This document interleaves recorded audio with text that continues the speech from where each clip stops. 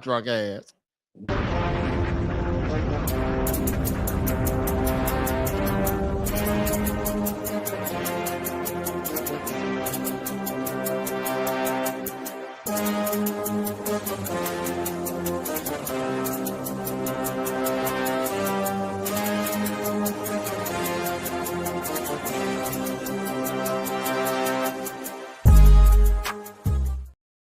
This is not Two Cigars to the Blunt. This is the Better Than Sex Sports podcast.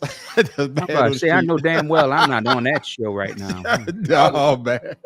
But y'all know. Hey, tell them why you're mad, son. Yeah, I forgot to change the intro, but there it is, ladies and gentlemen. This is the Better Than Sex Sports podcast. Of course, you know I am the man on the street. This is boy Pharaoh King. Tim Dog, who's still in Be More Careful. The mad professor in the boot. Shout out to Orlando, still on this side of the earth. That's what I'm talking about, man. Let me get this right. There it is. Oh, man, I apologize for that. But it wouldn't be this type of day if I didn't messed up already. But you already know how we always start our podcast off. We always got to ask the brothers, how was the day? So, Pharaoh King, how was your day, my brother? Well, fellas, I decided to take my fat ass to the gym this morning. Instead of doing cardio, I did some weight training. Pretty good. Been about a year since I've actually done it, so I did pretty good. Sweated my behind off. Bananas. There's no AC in that one gym, so yeah, set me up good for the day. That's what I'm talking about. Get your day started right. That's what I'm mad at. Although you know they say to drink chocolate milk after a weight workout. No, because I'll be shitting everything out afterwards. Dude, lactose intolerant. Shame. Matt, Professor, how was your day, my brother? Well, I spent my off day watching people prepare for this little bit of rain we're going to have here in the next couple days and panicking and panic buying like a goddamn hurricane coming up. Smartest person I saw was loading up her trunk full of beer because you know she's going to have a storm party. That's what I'm talking about. Hey, most people does that, man. I don't understand that storm party situation. Oh, But I know a lot of people scared. Oh, yeah. Have them all the time, man. Oh, yeah. I remember when Hurricane Hugo came through Charleston, my neighbor, me and my partner, we just went across the bridge, but they had one when we came back the next day. It was a tree right in the center where they was partying at. I guess the tree crashed the goddamn party. So, but yeah. Shout out, how was your day, brother? Man, can't call it, man. Blessed. Happy to be on here once again. Missed y'all last week. Had some mishaps, but other than that, bro, spending some time with my grandbaby and just enjoying the day. So can't complain on this side, fellas. That's what I'm talking about. And of course, Tim Dog, how's your day down in Be-More? Actually, last couple of days been pretty good. Helped my stepdad put up some towels and ceiling towels up and patch some holes up in the wall to get my mom's upright freezer ready to go into the back room. And then this morning I get up, we go to Home Depot, my stepdad and I, Home Depot, Walmart, come back, my brother comes, cut the grass, and then I realized that when I leave, the little things that I do won't get done. And, it kind of bothered me. I had a beautiful day with my family, don't get me wrong. And I always overthink shit all the fucking time. But that's why I always say, y'all know what I say on this show, no regrets. And I got you, man. But I had a good day helping out my friend. Yeah, but hopefully your brother will step up and take care of the things that he needs to do. I'm not saying he's doing it now, but hopefully he will. But yeah, man, I know a lot of people is getting prepared on Matt, especially down your way. My cousin texted me the other day, man, what's going on? It's flooding? No, it's not flooding here, but I know it's flooding a lot of other places. And I know people down your way probably getting scared because y'all right there by the water, right? And he's not really. I mean, the largest body of water close to the city is the Mississippi River and Lake Pontchartrain, but Lake Pontchartrain hardly ever overtops the levees that's been built around it. Like I said, this is going to be a drenching thing, but it's so disorganized at this point from what I've just seen on the weather. I don't know if this thing is even going to rain as much as they're thinking. Okay. All right. Well, hopefully y'all won't get that bad water. But hey, man, everybody going through this situation, man. Prayers go out there, all everybody out there. Let's go ahead and get this show started, man. It's one of the topics I didn't see coming, but a lot of people are talking about it. How you could get fired, or better yet, get suspended. Bro, You're not even getting paid. By so many accounts, Teddy Bridgewater is a good coach and a really good person, and so many people are coming to his defense. An outpouring for Teddy Bridgewater, NFL quarterback, and now in hot water at his coaching job at his alma mater, Miami Northwestern Senior High. The new championship coach took to Facebook earlier this month asking for donations. He said he's already shelled out his own money to cover the basics for some of his players, like Uber rides, physical therapy, and that he's been suspended for providing these things. So keep your head high and the community stands behind you, all right? Since it's the talk on the radio and social media, former pro QB and commentator Robert Griffin III writing that he was just taking care of his players when they were in need. Headlines that Bridgewater was too good to his players. This former student says these kids needed everything. Late Monday, the Miami-Dade School District tells Local 10, while we recognize the community's passion for supporting student athletes and the contributions to the school's recent athletic success, the district holds all programs to the highest standards of integrity and compliance. The Florida High School Athletic Association has clear guidelines regarding impermissible benefits. The investigation is ongoing. Yeah, I'm coming to you first, shot. Besides the RG3, you gonna talk about his bitch ass later. But let's stick to Teddy Bridgewater. My thing is that is it fair that the school suspended him? In your thoughts? No, it's not fair. It's absolutely trash. And living down here in Orlando, I get a nice little feed on what's going on in the sports world because I'm not too far up the street from. I'm about 35 to 44 minutes from IMG, you know what I'm saying? The sports academy down here in Tampa. And they do a lot of stuff with kids. Like I have my nephews coming down all the time. People come here during the summertime for all these different camps, volleyball, baseball, and everything. So I'm in the know. So here's the thing, man. That whole thing with Teddy Bridgewater, the only reason they acting this way is because he's black and it's a black school. That's the only reason. Because I'm telling you like this now, as a person that's into coaching and into these sports with kids, there's a lot of coaches around here that help their kids do a lot of things, especially in the economy that we're living in. Think about the people who don't have the financial stability like some of us who have been retired and have multiple incomes coming into your home. Think about those families that's always struggling in this economy, what they're going through, what their kids are going through. You see what I'm saying? But I guarantee you, if this was a white school with a white coach, there will be no problems. And the fact that Miami is doing this is straight up bull crap. I got straight you. Up bull crap, and everybody down here feel the same way. I got you. And Matt Professor, I think what Shawty is saying may be true. But I guess the issue is when he asks for money, when he's paying out his pocket. I guess when you're paying out your pocket is good, but once you start to ask for money, now they're going to use that rule that I guess the students are getting preferential treatment. Your thoughts? Well, I'm gonna take the race out of it right now until I get a little more from it. But the issue I have with it is it goes back to athletes not being able to get certain things, especially of any monetary value from anybody, even if it's somebody within the program. It's just like my nephew played ball for North Carolina State ages ago when Russell Wilson was there. And there was times when they couldn't get food from the school or anyone else because that would be an impermissible an impermissible thing of value. And that's the problem I have with all of this. Is you can have the school spending money on anything but the athletes. Yeah. Which is why we have an NIL system in college that's run amok basically. Although I don't care about that. I'd say get them boys money, get them boys and girls money.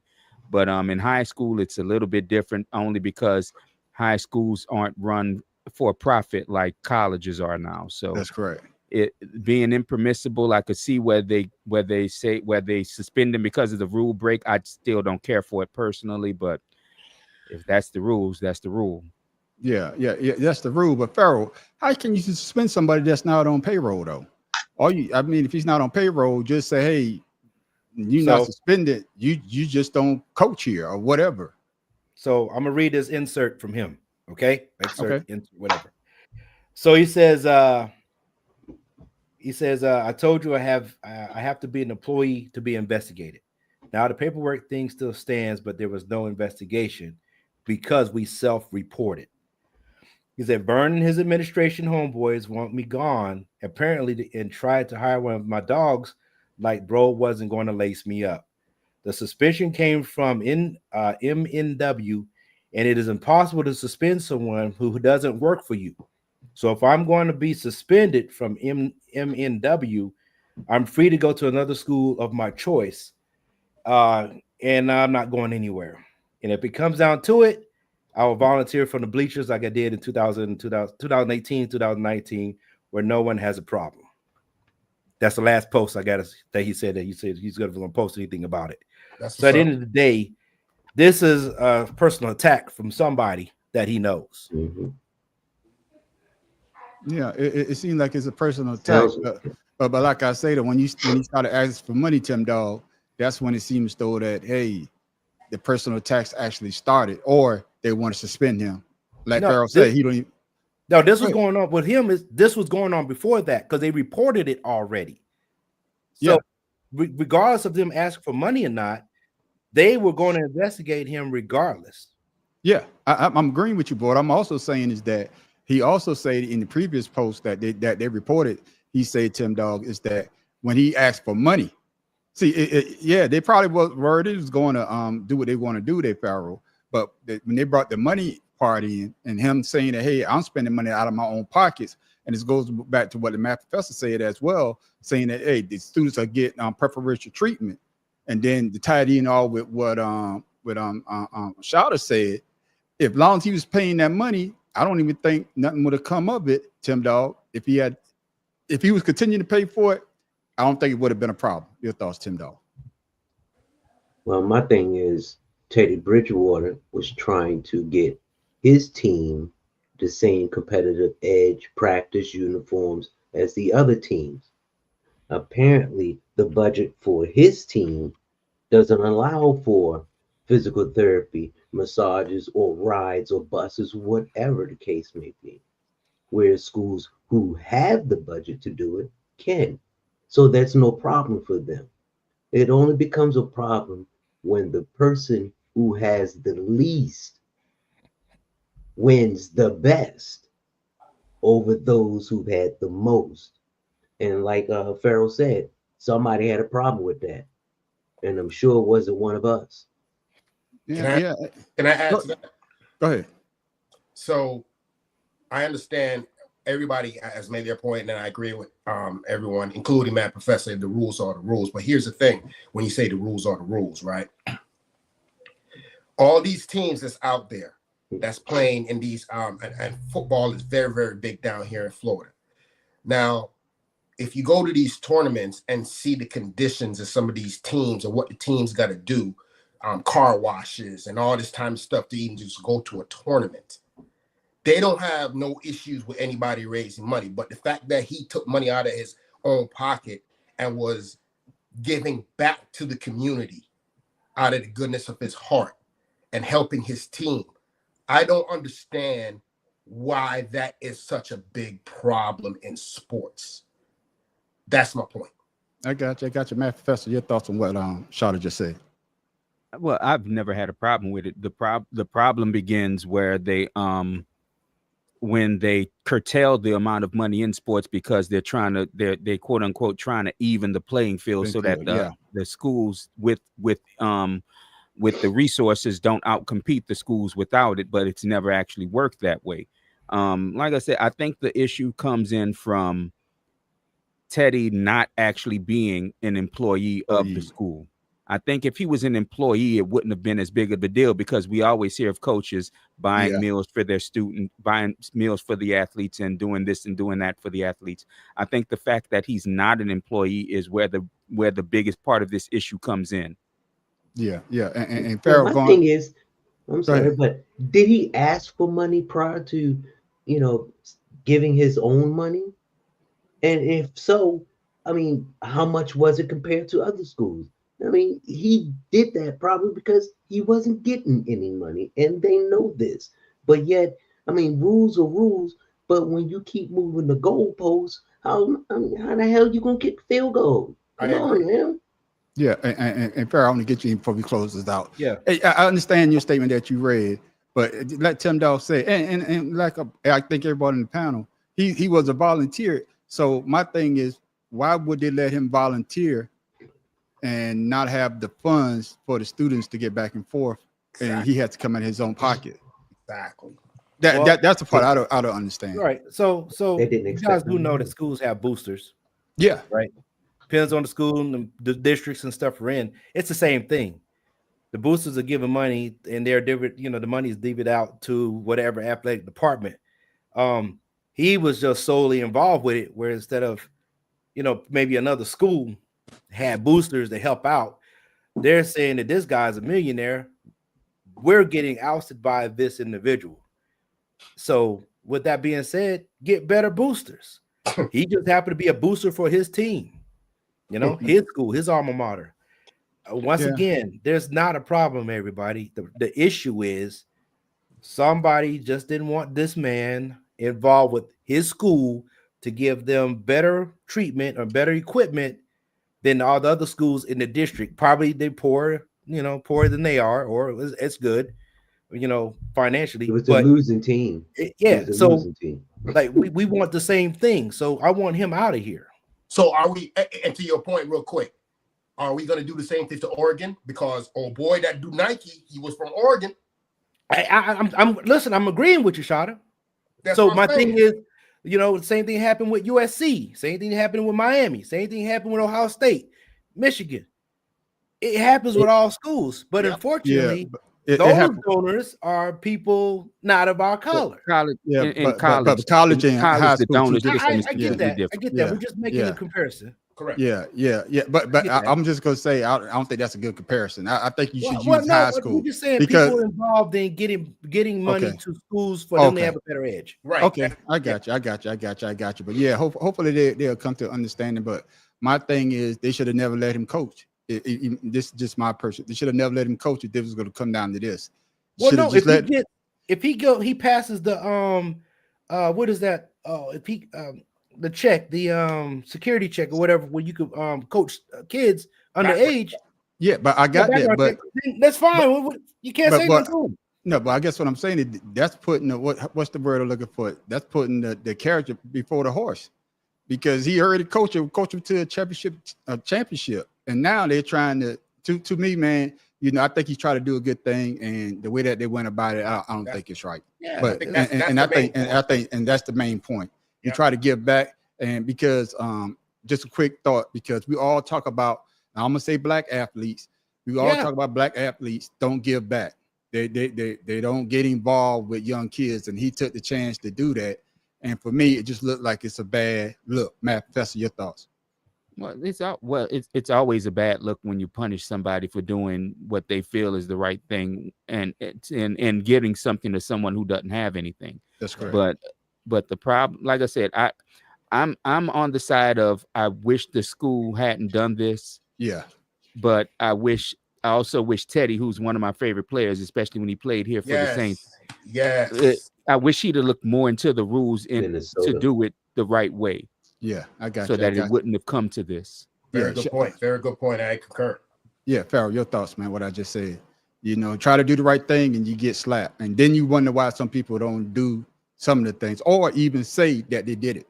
Right. Man, look at Dion. Dion tried to do something good, and he got chastised. for Good it. point.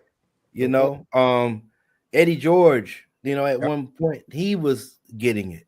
You Yep. know, Mhm. and that's because these people are famous or whatever the case is.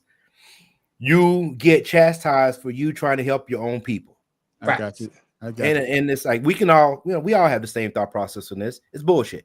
I At got the you. end of the day, it's bullshit. Tim Dawg, let me get a So quick. I'm going to continue, and if I feel like I'm doing the right thing for people, I'm going to continue to do it. Tim Dawg, your thoughts, quick, like. It seemed like to me that His school thought it was a good idea. We don't have to pay him. We don't have any expectations. He may ask for some money. Oh, you got to use what you got. Okay, no problem. He should have, like Matt Professor said, looked into the rules and that. But at the time, he was probably like, "Fuck it, I'm going to use my money." Right. And people saw that he took a team from nothing to something and won a championship. Now people want to scream foul because he used his money, but it's not his money that won the championship. It's those kids on the field. Yeah, I got one thing to add.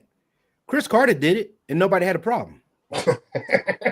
Yeah, he has his own school. Nobody has a problem. We're gonna talk about Chris Carter another day because this. I get it, but I'm just saying, I'm just saying you brought his name up. We're gonna talk, but I catch number touchdowns. I get it. Yeah. But you talk about somebody.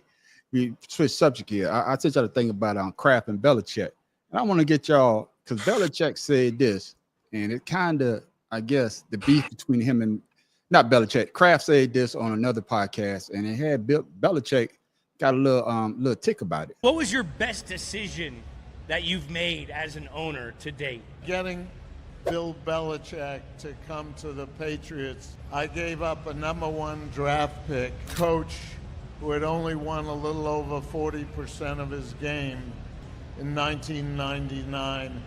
So what was your best decision that you've made as an owner to date? Getting Bill Belichick to come to the Patriots. I gave up a #1 draft pick, coach who had only won a little over 40% of his game in 1999. It was a big risk, and I got hammered in the Boston media, but I think we did okay. And Matt, first, I'm coming to you because what Belichick said, that I was trying to find a video, he said that he took the chance going there because the Patriots wasn't a winning organization. So exactly. I think he was slighted when Bill said that. So was Robert Kraft right about him taking a chance on Bill Belichick? Yeah, because as far as I know, Belichick had a pretty hard record as a head coach. He was decent as an assistant and as a coordinator, but as a head coach, because I think he coach the Browns before he went to and that was one of the absolute, when people look at worst teams, that team is on there. So you took a chance on him. I mean, come on. I don't see why Bill Belichick would be mad about that. What, you mad that everybody knows he gave up a first-round pick? I think both of y'all came out on top of this shit. People think you can coach in college. People think you're one of the greatest coaches in the history of the game now. I mean, man, stop being so goddamn sensitive with your. I know what his problem is. It's that young ass girl he got messing with his goddamn mind. That's what that shit is. I think what it is, Pharaoh, is the fact that he already had a deal to take over for Bill Parcells with the Jets, and I think the Jets had the third ranking defense at the time. And I guess he's saying that, yeah, you might took a chance with me, but I took a chance with your organization as well, because I believe they had a losing record for the last couple of years before he became the head coach. So what are we talking about then? No, I'm just saying. I agree with you. What are we talking about? You said it all right there. Here's the difference. We both took chances, but the Patriots had been to a Super Bowl. So, I mean, damn. I mean, go to the Jets who ain't won shit, but at least the Patriots got a history of going to the Super Bowl. Right. So I mean, and on top of that, you got a white collar shirt on that looks stupid every time you put the shit on. So, and then you had the parking lot. That's how you got the stadium. So you took a chance. I'm gonna take a chance. Okay, you agree with that, Tim Dog? Yeah, but I thought Belichick was gonna get upset because he said he only won 40% of his games. Well, but it's true. Before he got there, yeah. But it's true. Yeah, it's true. But I mean, they both took a risk on each other. Belichick wasn't going to go to and replace Bill Parcells. Not only no, but hell no. And he knew that the Patriots. I would say no. Parcells in New England. Well, no. What happened was Bill Parcells was the head coach, and they already had a deal with Belichick. Belichick's supposed to be the next head coach of the New York Jets. It's already the Jets. That's what I'm saying. But no, it was already on paper. But then Bill Belichick said, hell no, I don't want to be the head coach. I'm going to New England. And that's why I think that he's taking that, because he could have been the head coach of a decent team instead of going to a trash team. Okay, let me ask you a question. Why do you think he changed his mind? Only one thing gonna make me change my mind. I don't know. I don't know, but Money? I'm just saying. Come on. It could have been money, but I'm just saying that's why I think he feels some type of way is because of the fact that Kraft saying I gave up all this for a subpar coach, and then he basically saying, well, you was a subpar team. I may have been, so we was a match made together, just like Pharaoh and Matt Professor said. He was the owner. He has you don't have but subpar money. Then shut the fuck up and coach. Your thoughts on that, Shouter? Hey, what? Look, it boils down to this. You know what I'm saying? Everybody has said the right thing.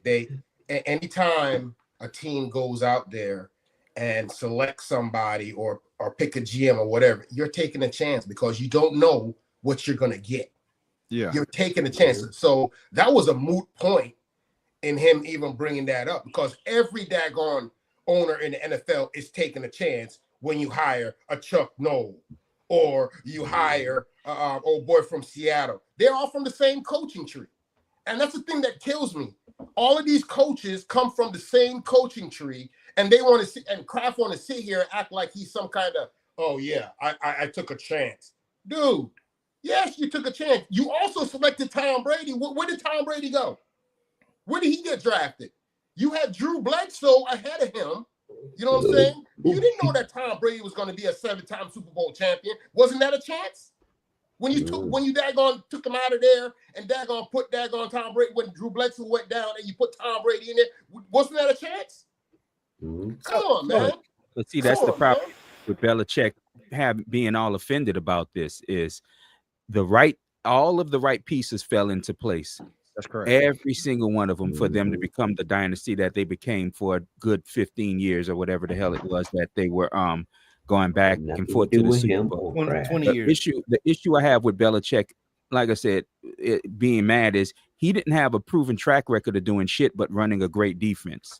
He didn't have a great track record. And then on top of that, Matt Professor, the defense that he ran when he won the 2 championships, he had the greatest defensive player of all time, Lawrence Taylor. Right. And that's what I'm saying. So he didn't have a track record of doing a whole lot. That's why I don't see why he's so offended that Kraft did take a chance on him. I mean, hell, look at Belichick now. Everybody say, yeah, it was a great pick. But what happened if all the rest of the pieces didn't fall in place? What happened? They don't get Tom Brady. What happens? They don't get all these coaches they had. His system may not have worked. And that's what I'm saying. His system may not have worked. Yeah. So Belichick needs to sit down, go ahead, coach his college team, flaunt his little 20-whatever-year-old girlfriend, and shut the hell up. Yeah, take his Viagra. Who was the coach before Bill Belichick? Does anybody know? Right before Belichick. You guys are missing another thing. Belichick is under Parcells. Parcells was in New England before. Right. That's what I'm about to bring up. He already up. knew that he was getting somebody that was under somebody that was a winner. The system, right? So that's why he changed his mind. I was living in New England at the time. You know who the hell the coach was? Ron Mayer. Yeah, I gotta say, I remember Parcells. Yeah, Bill Parcells, the one that took him to their first Super Bowl. Yeah, Bill Parcells already had left and went to the Jets. That's what I'm saying. It wasn't. No, I was saying. No, I mean is that when Bill Belichick went to the Jets too, he had he was going to take over in '99. But he's like, well, let me go over here to New England because Bill Parcells was there before. Right. So he knew that he was already coached up from Parcells. And Parcells he could bring that same information over to the New England Patriots, and they ran him up for 20 years. Yeah, they ran it up for 20 years, but it seems though that this person right here, he might not even get on the goddamn field because he's one of the few, I guess, first round draft pick not to sign that contract. Something that Shamar Stewart may do. He's the last unsigned first round pick. Every other unsigned player is the 30 guys as of right now in round 2 who are caught up in the whole second round guarantee thing. Shamar Stewart, we know the history. The Bengals are insisting on a change to the language that is relevant to when guarantees will void, or more specifically, the impact of a default. Their current language if you have a default, it voids your guarantees for this year. They want Stewart to sign a contract that says if you default, it voids all your future guarantees. It is a change in procedure for the Bengals. They want to impose more onerous terms on Stewart, and they haven't offered a corresponding concession. Their attitude is just sign it. What's your deal? Just sign it and go play football. Why are you giving us a hard time about this? Just sign the damn thing. That's basically their attitude. So what could he do? What are his options? We laid them out back in June. And the CBA has contemplated anything and everything that an unsigned, disgruntled draft pick could do. Now, the cleanest and easiest thing, but the thing that also results in no income for the player, at least no direct football income, sit out the whole year and re-enter the draft. If you do that, sit out the whole year, don't play football anywhere, re-enter the draft next year, you get redrafted. Any team but the Bengals could draft Shemar Stewart. That's straight from the CBA. And coming to you, Farrell, that's what they're saying. He got 3 choices. He could sit out. Well, he got 4 choices. He could sign the contract. Then if he messes up, all his guaranteed money is gone. Or he could sit out. Hey, he's not getting paid. Or he could go to another pro league. But if he comes back, the Bengals still have his rights. And the 4th one, which would be probably the hardest one, is to go back to Texas A&M. So he can't go back. That's his. I'm just saying, but no, he can't go back. So that's off the board. Yep. Nope. Can't do that. That's what they say. No, he can't go back. Once you enter the draft, Yeah, you that's eliminate yourself from go. You're ineligible. Yeah. You cannot go back to school. Yeah. I'm telling. They say there's might be a way that they might be able to work it out. I'm telling you. You can. Okay, they might be a way, but that's yeah. But you don't have, you're right. But what I'm saying is that is 4. He has 4. Oh, now, he has I'm not. choices. I'm not saying the last one is probably going to be Right. the hardest one, but he does have 4 options. So what should Shemar Stewart do, Farrell? Man, that's slavery what they doing that man. That's slavery. You know what? Baseball and some NBA is guaranteed money once you sign it. Don't change the language or anything. Do the right thing. Get your lawyer. Y'all write the contracts right. And I think the Bengals are screwing this young man over. And for him to hold out, fine. He just won't. I'm pretty sure he's smart enough to get a job somewhere else or coach or something. I'm not sure, but I wouldn't sign a contract just so somebody could say they own my rights. That's highway robbery. I can't do it. Yeah, I guess the language that they put in there, especially Tim Dog, is that first of its kind. Yeah, the first of its kind, and then it was set a president as a president. What's the word I'm looking for? President. There it is. Yeah, it was. It was set that. What you just said. Because if they would get away with this, Tim Dog, then everybody in the league would, when they draft somebody, they would put that in there as well. If you mess up, all your guaranteed money is voided. What should Shemar Stewart do, Tim Dog? Shemar Stewart should tell Cincinnati, y'all kiss my ass because I'm never going to y'all, and I'll re-enter the draft next year. Hey, if I can't go to school, I'll teach at the school. I'll do something to keep myself physically fit and conditioned. That's the only problem he would have if he were to sit out. But other than that, maybe another team would, talk to Cincinnati. Hey, look, we got money. We'll take care of that for you. Because right now, Cincinnati trying to get over. They trying to pull a felon 47. Don't look over here. Look, sign right here. But my thing, what you just said there, Tim Dog, and I want you to get you in there, Matt Professor, is that he could set out, or better yet, like Tim Dog said, hey, to another team, we do, but basically, other teams are probably thinking the same thing the Bengals are saying. So they already came out and say that the NFL was in collusion. So you don't think that another team, or better yet, would say, hey, he's giving them headache on Matt Professor. We don't want that headache because we're going to have the same stipulation in the contract that the Bengals have. Your thoughts? See, the problem lies in the language that they're trying to use. They're trying to, from what I'm reading, they're trying to almost put like a morality clause on this contract. Which shouldn't exist in the contract. I mean, this is men playing a sport where they could get injured and lose their entire career on in one goddamn play. They're trying to play moral games. Or life, they're trying to sit here and play moral games on this shit. And I'm trying to look up this guy's history. I don't see where something like this should be put in here. Yes, every young kid has issues in college. You don't hear about all of them, and that's kind of the problem. And if you the shit of it is this, the morality that they're trying to place into this man's contract can happen with anybody. Yeah. So why are you all now concerned about morality? You don't worry about the morality of Joe Burrow. You don't worry about the morality of Trey Hendrickson, even though they're trying not to sign Trey Hendrickson, which I think would be dumber than this. But I mean, honestly, I don't know what's going on in Cincinnati. I think they're turning into the shit show that they were in the late 80s in the 90s when Boomer Esiason left. Absolutely. I think it's all about politics. And especially when Carson Palmer was there. But the owners are huge donors for Donald Trump. So and shout out, most of the owners are. Because they want the tax free. And shout out the point that Farrell made earlier. It basically it's a slave. They trying to and the slave contract. If you mess up, basically we're gonna cut all your money, all your guaranteed money. Correct. And like I said earlier, it would be the first of its kind. Because if this passed, I'm not calling the brother stupid, but if he's stupid enough to sign that just sets a precedent. That's right. For every other team to do the same damn thing. Your thoughts? That is absolutely, that is 100% accurate. And here's the thing. I did my research on this, so I was prepared for the subject. Here are the choices that he has. One, he could go ahead now 30 days before the regular season starts. He has up in the 30 days until the regular season starts to sign that contract. But if he doesn't sign, the Bengals will freaking have him for the year and he could re-enter the draft. But to caveat that, he could also wait till week 10 and say, okay, I'm going to sign, and the Bengals will still hold rights to him, and then he could go back into the draft. Now, he cannot go back to college because he's entered the draft. So like Farrell said, that's off the table. The bottom line is you use the correct word, precedence.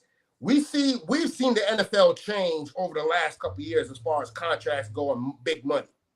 If somebody gets a $100 million contract, everybody that comes behind that person, you have just now set the bar. That's correct.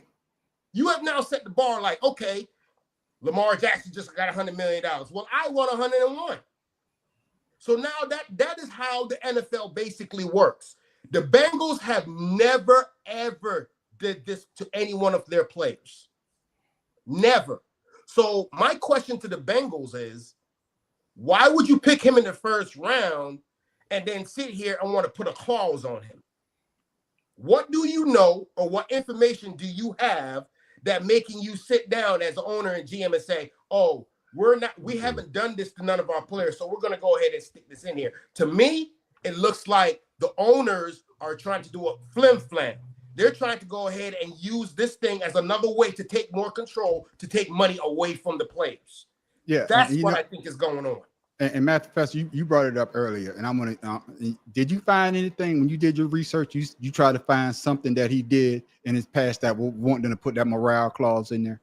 No, not at all. Like I said, he got in silly trouble like every young athlete gets in trouble in school with curfew and stuff like that. And that's why I'm trying to question, why is there the morality clause that they're trying to add into this contract? Because the biggest part of this contract is about gambling, and I didn't really find anything about this kid gambling. Right. Think about the player. Did we have a player come out of Georgia that was that played with? Doesn't he play with the Eagles, Carter, when he was that going driving or something, racing or something? Yeah. They didn't put no clause on him. No. They didn't put no clause on. Oh no, that was Dallas. That was Carter. They're coming back from, actually, I think not the national championship, but one of the championships. They was racing, and somebody lost their life. Two people lost their life in that one. Yeah. Exactly. Oh. Yeah. Two people lost their life. That was a week. That was 1 week after they won. Yeah. Come on, man. The Bengals trying to follow, and they still ain't signed Trey Hendrickson. Yeah, but it'd be different if Cincinnati was a big market team. Maybe I could see it, but they ain't shit. Well, but like you know, I can't say the word, but the Mad Professor, somebody or it might have been Shouter. They're trying to set the bar. I ain't got to say the other word. They're trying to set the bar so all the other teams can follow it. Because once that bar been set, if this guy, you see how pivot. If this guy to sign this contract, then every other team will have those morality clause in their next contract for everybody else, and it's going to be a big. How about we put in a morality clause for the owners, though? I was going to say that same thing. I was going to say that same thing. Hey, shout out to the pivot. Nice pivot, baby. Yeah, I know how to pivot. When you can't pronounce the word, find another one. That's what I do. The flim Wiggle. flam. I always got some wiggle room. But fellas, man, you know that's why I wear my jersey today, because my boy still can't get no love. This is a recently released top 10 NFL quarterback list according to executives, coaches, and scouts. Jeremy Fowler polled 50 different people, and this is the cumulative list based on voting. Mahomes is number 1. Lamar is number 4 behind Burrow and Josh Allen. Honorable mentions who are not on this list include Jordan Love and C.J. Stroud. Also receiving votes, Kyler Murray, Dak Prescott, Brock, Aaron Rodgers got a vote, Tua, Bo Nix got a vote. But all right, your top 10. I'm coming to you first. They are Tim Dog. killing this dude, man. Yeah, I'm coming to you first, Tim Dog. What issue that you have with this bullshit here? Top 10 quarterbacks heading into this season. Them motherfuckers were drunk. They got Baker Mayfield on that motherfucker. Completely. What the fuck? CJ Strauss? I don't see Baker Mayfield. Jared Goff? Bruh. Fuck that. Yeah, Number man, put 7. them on there. Where's number 7 on the list? That's No, the one I was going to bring up. Why is number 7 Hurts? on the list? No, why is Jalen Hurts all the way number 7? No, he's nine. next to Baker He's Mayfield. Number 9? Number Oh, nine. I'm sorry. He's Bro. next to Baker Mayfield. Bro. I saw them numbers, the letters, and people. The only thing I could do is cry, and the tears got my way. That is man, that's a travesty. Yeah, but go It ahead. should be go ahead. 1 Mahomes, 2 Hurts. Those are only 2 Super Bowl winners. Facts. Well, next to Stafford. That's on the list. Facts. And so it should be 1 Mahomes, 2 Hurts, Period. 3 Stafford. Everything else out the window. Your thoughts Then there, you could put Lamar up there, maybe Jaden Daniels, C.J. Strauss, Jared Stroud. Man. Stroud. Stop Stroud. saying names. You bad as me. Yeah, I'm about to say Stroud. No, Stroud. I always say that. You always went say from black to y'all white. know I always Stroud. call it Stroud to C.J. Stroud. Strauss. You know, like the G. Stroud. Yeah, Stroud. See, I can say Stroud. I got you. I got your bad professor. Your thoughts on the list, man.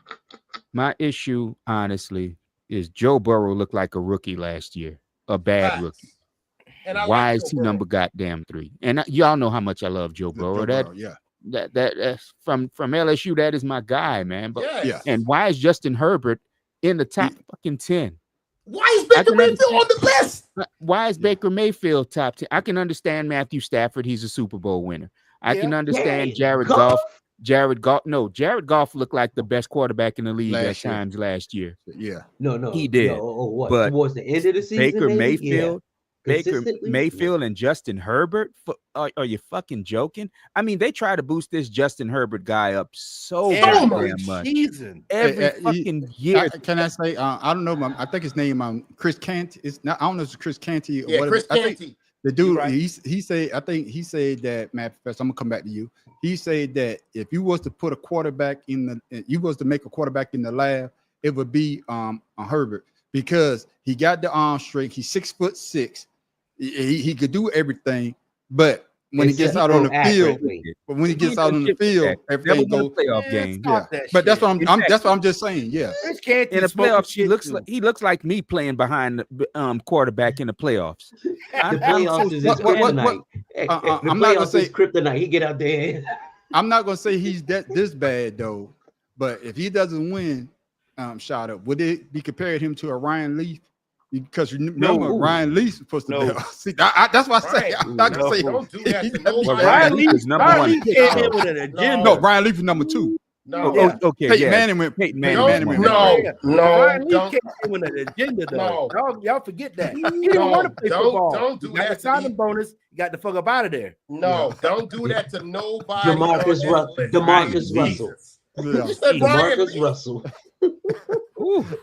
Now, I'm talking about being that tall because I think him and Ryan Leaf probably the same height. And Ryan Leaf is the prototypical quarterback. Stays in the pocket, wasn't running the ball, but he had a cannon for an arm. Yeah. Yeah. couldn't And win muscle shit. fucking brains. Right. Because Yeah. he didn't want Yeah. to. Okay, Because he got if we're gonna sacked go so use that, much. if we're gonna No, I'm use just that saying. metric- I'm just using that analogy, man. I know. I But I'm got you, saying, I got if Hey, just to hey. play devil's advocate, if Yeah. we're going to use that analogy, Chris Canty, Drew Brees, he's not. No, he a did, but he didn't use quarterback. that. No, he didn't use that ananalogy. I'm using that analogy Nah, hell because no, you can't use that. I Clipper. guess what I'm saying on paper. On If you was paper, to yeah, look- Herbert is If you a were beast. looking, you were like, God damn, this is. But then when you put it out there on the field, on paper, Ryan Leaf, that's why he went number 2. It was a pick between him or Peyton Manning going number 1. Mhm. They So had was to be a Dante reason. Culpepper. So on He was- paper, yeah, on he was- paper, yeah. hey, Yeah, him everything too. looks good on paper. Come on, man. Let's Yeah. not even go into It's- that. Well, that's It's the like- thing is, it's- what the hell Except these red DMs ink. seeing? I No, just want to point this out before I get started. Okay, out of all the active quarterbacks in the NFL right now that have Super Bowl wins, Aaron Rodgers, Joe Flacco, Russell Wilson, Pat Mahomes, Matthew Stafford, Jalen Hurts, and Kenny Pickett. Chuck said, "Kitty Pickett." Still And don't Kenny know why Pickett. Okay. I'm just trying to put you guys in a frame of mind because I want to understand the metric by which these guys are using. If you go and use the metric and use the quarterbacks with the most touchdowns in the last 10 years, guess who leads the list? Hey, Shata. They're not using metrics, they're using melatonin. Whatever they're using. The list is as follows: Russell Wilson, Aaron Rodgers, Kirk Cousins, Tom Brady, Matthew Stafford, Pat Mahomes, Derek Carr, Jared Goff, Fuck outta Dak here. Prescott, Matt Ryan. I'm gonna tell you the matrix that they're using, and that I think that they're using. They're using that the quarterback is the most important player on the team. You could have a decent receiver, but it's going to be those quarterbacks that's basically going to will their team to win. Okay, No, I'm just saying it's not about the other players, but can your quarterback in certain situations take you to win that game? Okay. And that's one of the reasons that they got Hurts at number 9 is Okay. because they're saying that he got a stacked team. So basically, you just don't drive the car off the cliff. Okay. Wait. Okay, let's go with that then. No. I was prepared for this. Mm-mm. Let's go with that then. So, Mm-mm. how do you feel about quarterbacks throwing interceptions? Don't shoot the No, messenger. no. I'm just saying what they're saying. I'm just asking the panel. No. How do you feel about quarterbacks throwing interceptions? Is that a negative towards you as a quarterback and hurting your team? Hell yeah. Okay, then. So let's go by the daggone last But 5 first, years before then. wait, The first, most Shata. interceptions in the league. Your boy Allen, Patrick Mahomes, Kirk Cousins, Baker Mayfield, Matthew Stafford, Jared Goff, Derek Carr, Trevor Lawrence, Dak Prescott, Joe Burrow. Guess who's not on that list? Woo! Jack Only Hurts one. is not on that list. Only one. Go of us ahead. is Go on ahead, there. Farrell. I rest my point. You was talking about that. Brock Purdy, they had the same type of team. He was stacked, and they put him up there on the pedestal. Run and gun. Yeah, So Jalen Hurts can't get that same love. yeah, but like I say, I Jalen agree. Hurts- Y'all know, I'm a ride for my boy. Confrontational. But Matt Professor, you hear what I'm saying? Because No, I got you. they're looking at the quarterback that drops back 40 times a game, throws the ball. Boom. They're looking at the quarterback that has over 30 to 40 touchdowns a year.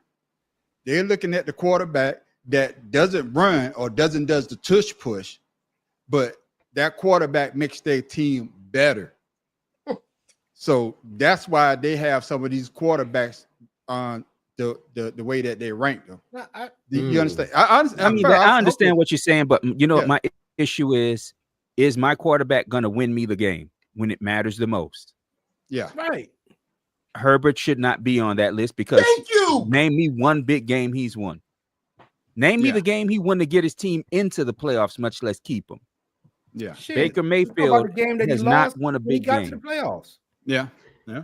I mean, Can I say like I something? said, those Oh, I'm I, sorry. I understand putting Joe Burrow in there because he's young, he talks a lot, people like his swag. I understand it. I think swag. I don't think swag is as important as gameplay. So I understand it. And I think they put him on there because he beat Patrick Mahomes to go to that Super Bowl that year. Well, yeah, that's what I'm saying. Bullshit, That's yeah. why I'm saying I understand why he's on there, even though I wouldn't have put him on there, at least not top 5. Like I said, my issue is Baker Mayfield last year did what Shada wanted him to do and crashed and burned in the playoffs.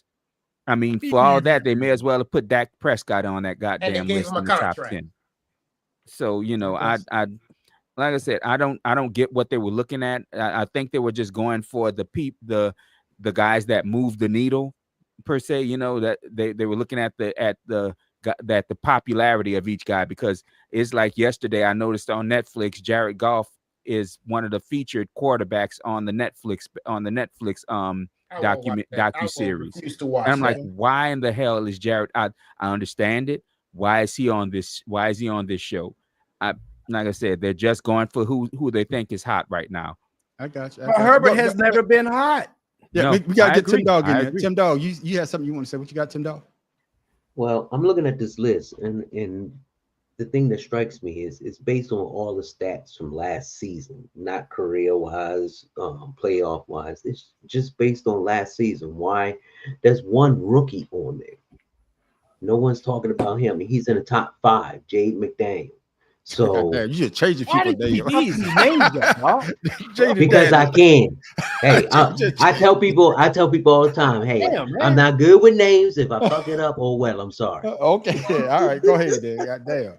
Things a McDaniel, a Stroud, a fucking Hey, butter, a bean. Go ahead, Tim That's Dog. better, baby, sauerkraut. But you know what I'm saying. Yeah. You know, you have these people looking at the stats from last season and probably throwing in a little bias in there. But everyone except for Baker Mayfield, although he went to the playoffs, and that was probably why they have him on there. I see you, Shata. I see you. But it still doesn't take away from the talent of the other quarterbacks that were not mentioned. Yeah. And there were some who were better than those who were. Yeah. But And that's another person's opinion. We all can get upset with that. So, we all know the truth. So why are we sitting here contemplating or arguing about someone else's opinion when we have our own? Fuck them. Yeah, I guess, but it was consensus of all the executives and everybody else. That's why we have the issue. Pharaoh, I'm gonna come to you because no, I'm being honest. I think they're doing Jaden Daniels a disservice because of last year. They had CJ Stroud basically like one of the top quarterbacks going into the second year, and now he fell out. I think they did him a disservice because let's just say, I'm not wishing this on him. Let's just say he has a bad year. See, now you don't set him up here, but now if he falls back, then you have people see. I knew they shouldn't have put him up there too soon. You see what I'm trying to say with that? With what I just said? No. Because he's rookie of the year. And I get it. I don't say number 5. I would put him like 7, 8, or 9. No, that's what I'm saying. No, I'm just saying they put him at 5. That's what I'm that's saying. What I'm no, saying. That's what I'm saying. That's what I was saying. I'm not saying He's they a should rookie. be on the He's list. that high. I'm not saying he should be on the list, but I'm saying that they put him at 5. Yeah, that's saying after his first lower. year. Mm-hmm. And that's what I'm saying. Yeah. He should be actually. I would put him in number 10, number 9, and number 10. Take Baker Mayfield and Herbert off that shit. You know what I mean? Yeah. And so I do agree to that because I was looking. I said, why is he number 5? But you also got to look at this guy is Dayton Daniels is not. He's not the typical rookie because he had so many starts in college. So you're looking at somebody that had damn near 60 starts in college where everybody else is 1 and 2 seasons. And look at this. So I think they're saying because he's 24 coming into the league, not 21, we're going to give him that spot. But I do still think that number 5 is still too high for him because, like you said, it's a rookie season for him. Like I said, and the only reason CJ Stroud fell off is because his team fell off. Yeah. His play didn't fall off. He didn't even have receivers. What you talking about? He didn't have shit. His defense let him down. And he was getting kicked in the face like Deshaun Watson was. So Yeah. shit. And that's what I'm trying to say, Matt Professor. It's because of the fact, because last year, Jaden Daniels, the best rookie season ever. But the year before that, we were saying what? CJ Stroud, the best rookie season that we ever seen in our life. They're from the same area, by the way. No, so. but I'm just saying, though. But it's not CJ Stroud's fault because his I'm not performance saying, didn't fail. but no, His but that's team but did. no, it doesn't matter. It's a team sport. The quarterback is going to take the blame. So I don't give a damn. Absolutely. If the Why is quarterback's number gonna take the blame. 7 on the list? I got Then you. why But- isn't Jalen Hurts up there? Higher. Because just like to say they don't like his style. But I'm just saying Without the Jalen list Hurts, I'd be is like, it's fuck y'all, their I'm gonna keep it's winning. the executive or whoever it is their opinion. But the main thing is it's a team sport, and everybody is wishing that they have a stacked team because you want to win it all. Can I make a But- point? No, I want to get the Matt Professor, now get you in there, Charlotte. Matt Professor. But my thing about the Jaden Daniels, I don't want them to set him up so high. Then if the team, not saying that y'all gonna have a bad season, but if it drops down, if they don't make the playoff, they're gonna put it all on this young man. You understand what I'm trying to say, Matt Professor? Yeah, Or am I yeah, wrong for thinking that way? Jay Watt. It's the ultimate setup. We're gonna boost you up until you do some shit that we don't approve of, or you don't look like we Unless- think you should unless you look Peyton of. Manning. You should look Thank at. But the problem I have with that way of thinking is, you have Herbert, who, Yeah. like we keep saying, Yeah. year after year is ranked top 5, top 10. Yeah. Without having to prove a damn thing, without Yeah. proving he's a great leader, because every game I've seen him in, he's pouting on the sidelines when he does something stupid, or he's sitting up there slamming his helmet and fussing at other players, like Tom Brady used to do without Tom Brady's lineage of winning. So like I said, I mean, they're going based on who they want to see succeed. They keep putting this guy, certain quarterbacks up because they're praying they succeed and prove everybody wrong, that they're not the scrubs that every fan looks at and sees that they are. So, I mean, it's why I don't, honestly, I was hoping we wouldn't talk about this tonight because I don't pay attention to what these sports writers say because they half the time they have an agenda behind what they're doing. And Matt and Shot, I know you got something you want to say. I want you to say it, but I want to ask you this. And I want everybody to answer this as well. Hopefully, y'all can remember.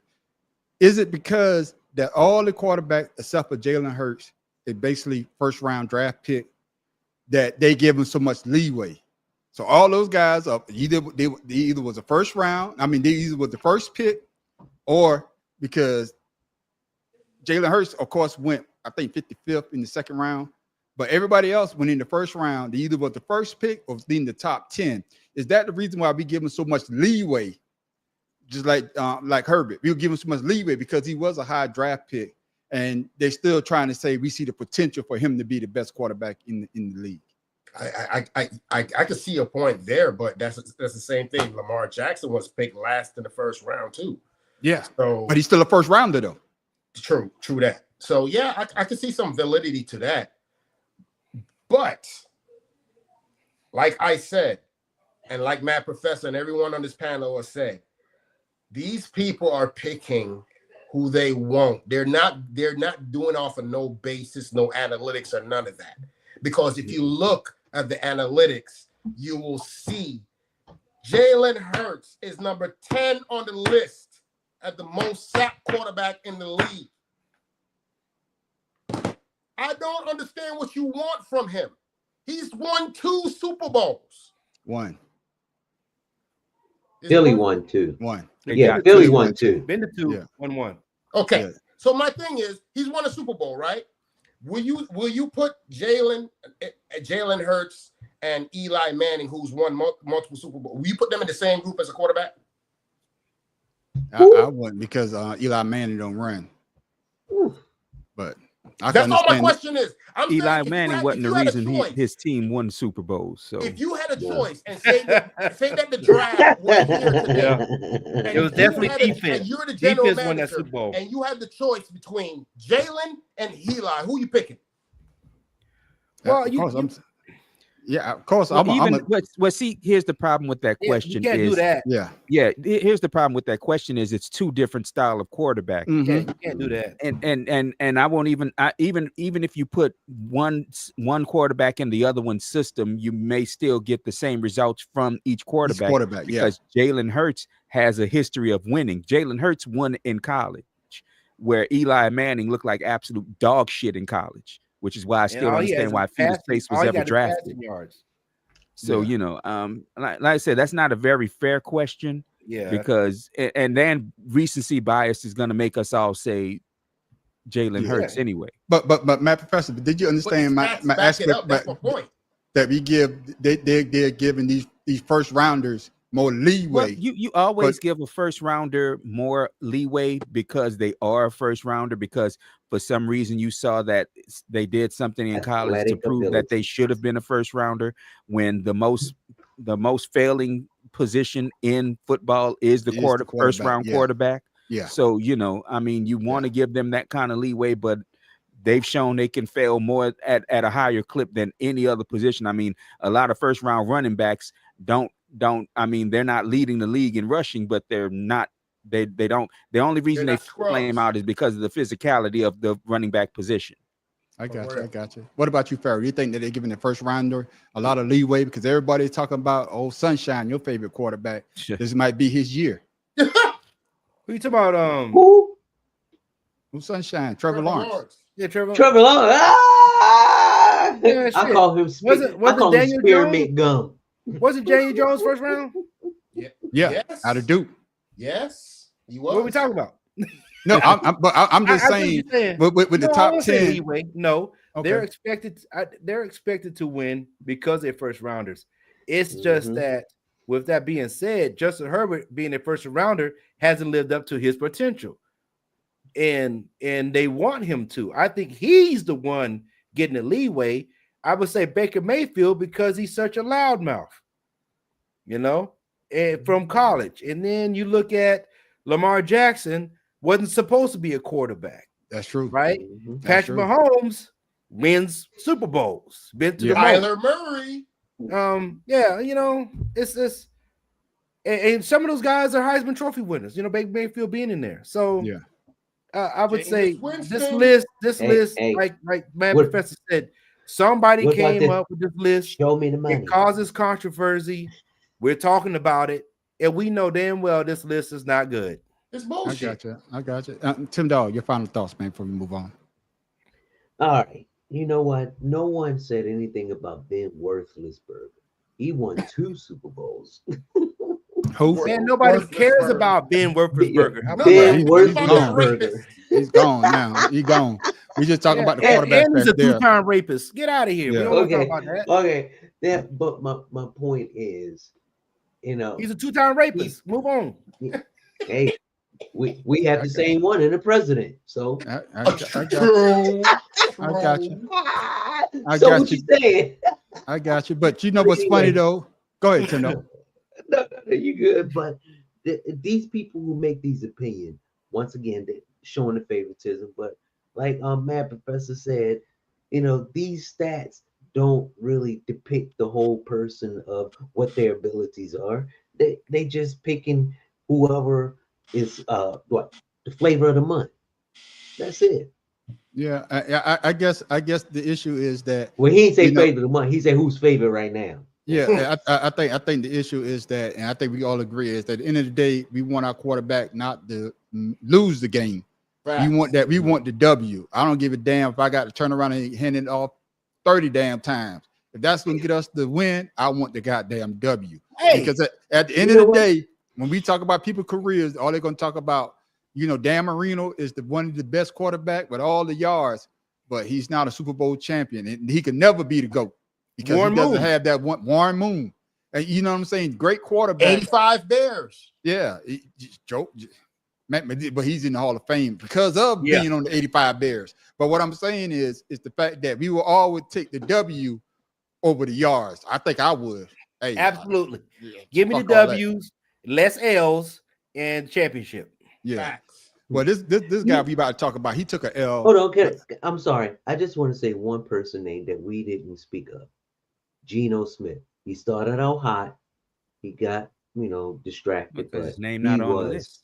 No, I get no. That's no, what I'm the reason That's why I what I'm saying. the reason why, because Geno Smith, when Geno Smith got drafted by the Jets, he didn't play too hot. He not on the list. No, I'm talking about last Yeah. season. He said it. Oh, Last season. Yeah, What yeah, did I well, say? well, he He not on the not list. Not on the list.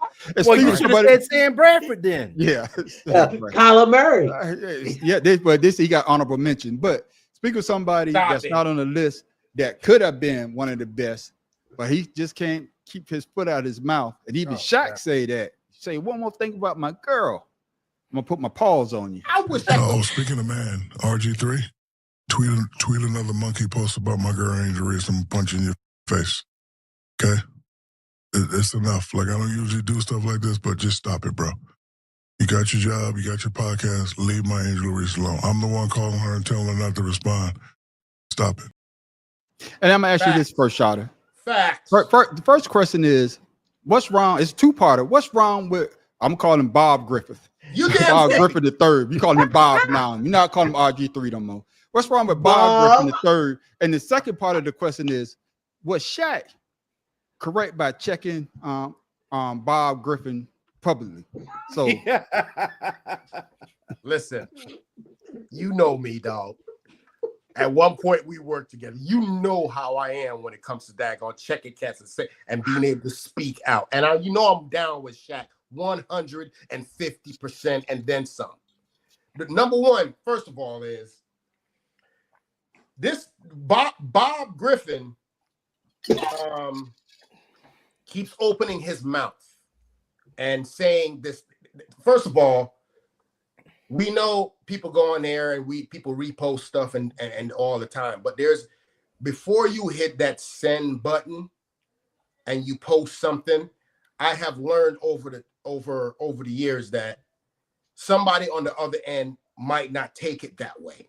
Take it the right way. So you got to think about what you're doing before you do it.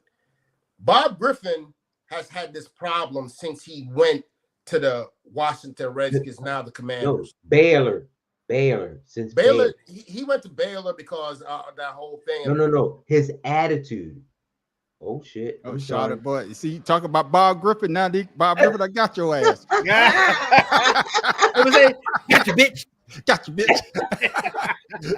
but bad professor. But like I say though, he started his post out trying to do the right thing because he's saying that racism shouldn't be towards this young lady. But then it was all about him, And then the fact that when the original post, I saw it on Facebook, the original post, I didn't pay it no mind because I'm like, this, it's not even worth it. But for him, for a person that only have 35 followers, that posted that, then he came out and he had 2 million followers. All right. And that's where it caught the traction. So you see what I'm saying? My bad, fellas. I He apologize. tried to do a good thing, you but good then there. again, he made it worse by by posting it and then going into his diatribe about her talking about his wife and kids getting death threats and all the things like that. My issue with Bobby is Bobby. Well, I was about to call his ass Billy Bob, but my problem with Bobby is he's maggot. He wants to be able to say what the hell he want to say and receive no backlash for it. Yeah. And the problem, my dude, is you can't just say whatever the fuck you feel about anybody without somebody responding to you. And I don't believe the death threat bullshit. He's full of shit with that. He's just trying to garner some goddamn sympathy. And nigga, I don't have no sympathy for you. And so like I said, he's just trying to put every time anything about him quiets down, he starts talking again. Just because he can't stand to not be the focal point. And so he'll come out with all this stupidity that he says and does.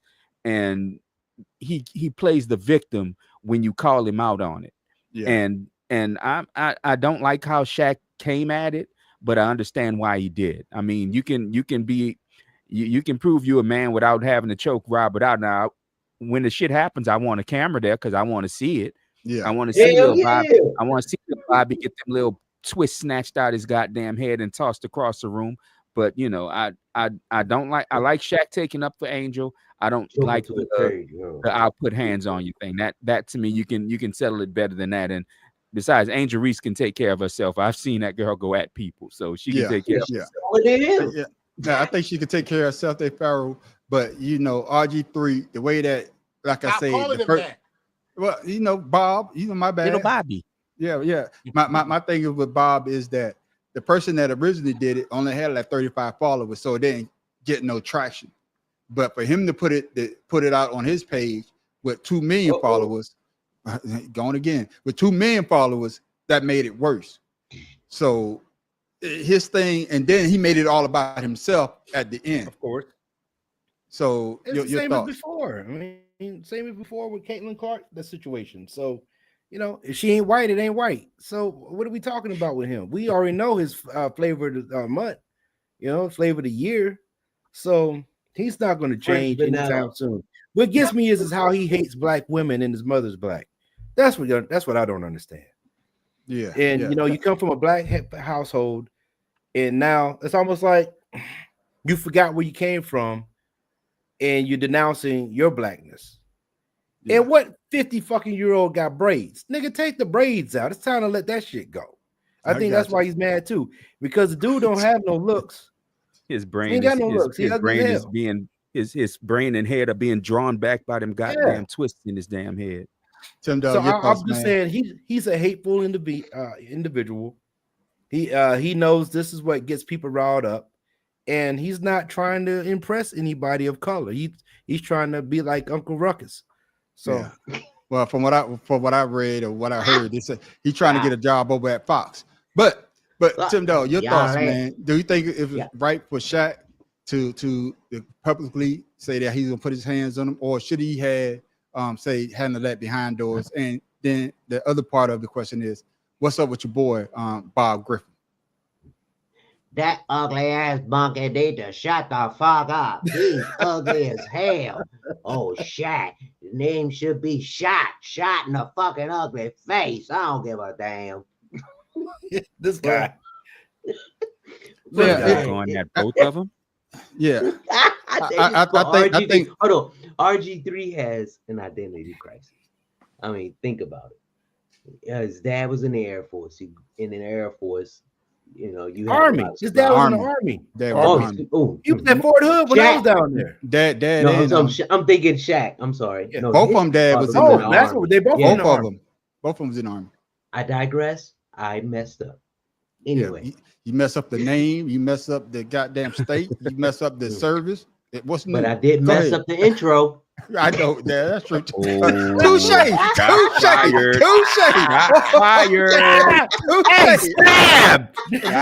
Fired. I'm about to shut the hell up. Go ahead, Tim. No, but think about it. Because he like Clarence Thomas and all those who think that, you know, it's acceptable to, you know, bow down, if you know what I mean. You know, they're not thinking about everyone. They're just thinking about themselves. I'm not like them. I don't like them. Or why would they act like that? Not knowing that you are they. Yeah. You know, they want to belong, not just them two, but there are a lot of them out there. Tim Scott, oh my God. Yeah, he's in the world of shit right now because his wife found out that his credit score was low. But anyway. But I think the thing with RG with Bob Griffin is that, man, he, like you said, he's trying to stay relevant. Like the matter of fact, he's trying to stay relevant. And the best way to stay relevant, if you say anything about Angel Reese right now, you're going to get somebody to say something back to you. But my thing is, there's a way that he could have said what he said and just let it be. He could have just said the top part of his post and said, hey, man, this type of thing should not be tolerated, instead of going into his diatribe about Angel Reese and all this other stuff, and then saying that he got firsthand knowledge from her inner circle, and her mom, Angel Reese's mom, said that's a lie. Everybody know that's a lie, because you know, you just try to stay relevant. But something that was relevant last night, and I never knew because to this morning that they even had this in the All-Star game, basketball, NBA. Y'all need to take some notes from the MLB. National League's win in last night's MLB All-Star game in Atlanta was one for the record books with a ninth inning tie of 6-6. The game went to a first ever home run swing off. Swing off. Trick. Look out, Chop House. National League takes the lead 4-3. So there's a good chance you hadn't heard of it, but it's the baseball's equivalent of a soccer penalty kick shootout, where each team sends 3 players to the plate with 3 swings. The National League was down 3 home runs to 1 when Philly star Kyle Schwarber hit 3 of 3, propelling his team to victory. Schwarber also named the game's All-Star MVP. Yeah, at least I got him hitting home runs. They can't win shit on the baseball field. At least he could do that shit. These sorry ass Sixers can't win shit. Eagles the only hope I got. 2, man. But bad did you hear Embiid? Embiid wanted to come up to bat too? Yeah, that motherfucker. Yeah, okay. But Mad Professor though, does the NBA All-Star need to take some hints from MLB because of last night and the excitement that segment of the game brought? Your thoughts? Well, let me say this to begin with. I don't give a fuck. Because I didn't even know the All-Star game was on last night until it was already over. Man, I was you on that. I was mad at Damn, and that was this morning. I turned to watch the fucking weather. I'm like, what the hell is this bullshit? Let me turn this shit back on. Who watches the weather at 2 o'clock in the morning? So I'm like, what the hell is this garbage? But anyway, honestly, no, because it'd be different in baseball and basketball. You don't have a free throw shoot off or a 3-point shoot off to determine who's going to win. So there's not, honestly, the only thing the NBA can do is bring back the old format, East versus West, and leave all this team picking bullshit alone. Okay, all right, Farrell, your thoughts, man. I would say that I think the NFL could take notes from this. Okay, from kicking field goals. Okay, like different distances of field goal. I think like they do in the All-Star game. I mean the NFL for the Pro Bowl. Okay, yeah, I got you. Instead of doing they get tied, but once again they have to have a competitive game for them to even get to that point. So that's not going to happen. But I do like the format. That was very interesting. I watched it today, and it really brought excitement to the game. And like you said, the soccer style shoot off. That's exactly what I was thinking. When I was watching, I said, "Man, this is really nice. I like it." All right, so Shada, your thoughts, man? I don't watch that bullshit, so you can go ahead and. Shada. Just because it ain't track, don't mean it ain't good. I don't want to hear that shit. I'm not saying that it's not good. What I'm saying to you is, nobody is daggone geek for the NBA, daggone All-Star, or Major League Baseball. Nobody cares about none of that. No, well, I guess with the excitement of it being a tie game and they having the swing off, as they would call it, and then but isn't the measuring contest? Yeah, but isn't it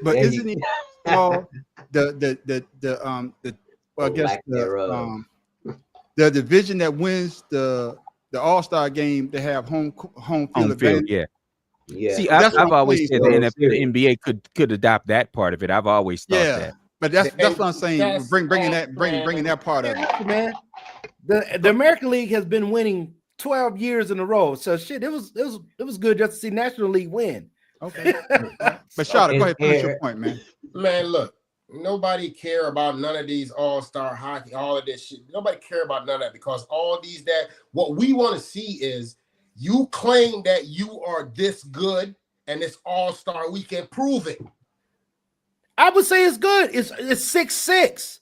Man, and they do a ninth inning. Go on with that. It's not like you watching NFL where they have 50-something to 40-something, or now the NBA is 280 to 295. Bro, Shota, I got everybody likes running. Like look at me, get Tim Dog in there. Only reason why Shota is feeling the way he's feeling because the Yankees sucks. If the Yankees was winning, this motherfuckers. That's right. That was Aaron Judge. If that was Aaron Judge hitting 3 home runs for the goddamn for the AL, man, he'd be hot. But go ahead, Tim Dog. That is not true. I am a true fan, and if my team sucks like they do, they are sucking. I am quick to do that. I'm just a fan, but I'm willing to accept reality. This shit with baseball and NBA and all these all-star shit is bullshit. We want to see daggone the top players going at it. Period. All I know is whenever your team was winning, I saw a Yankee hat. When the Knicks was in, I saw a Knicks hat. I ain't see him on. I ain't see none of them. I ain't see none of the hats on ever since your team got bounced. But go ahead, Tim, though.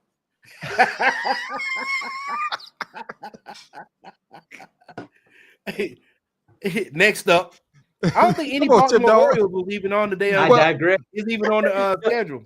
Well, let me ask you this thing, man. But not even Henderson. Nope. Tim Dog, I want you to answer this thing because they did do something nice last night that I enjoyed. It's a kind of long video before we go to close it, man. I thought this was nice. They honor Hank Aaron with a tribute, man. I thought it was real nice when he hit the 715. Tim Dog, I want your thoughts once the video stops playing, please.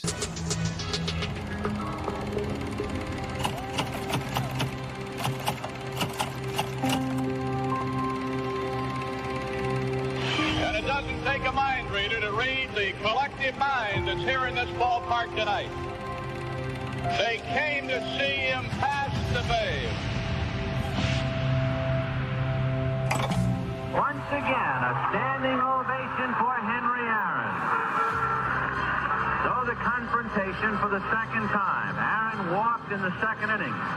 He means the tying run at the plate now. So we'll see what Downing does. Down at the belt, delivers, and he's low, ball one.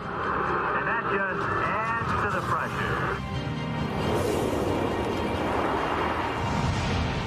He's sitting on 7-14. Here's the pitch by Downing.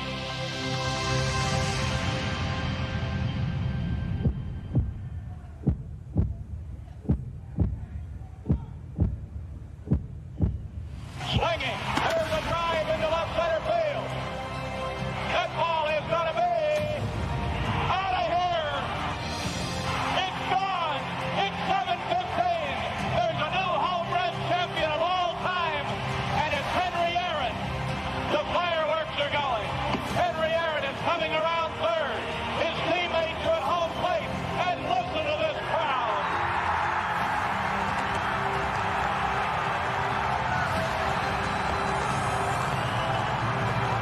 What a marvelous moment for baseball.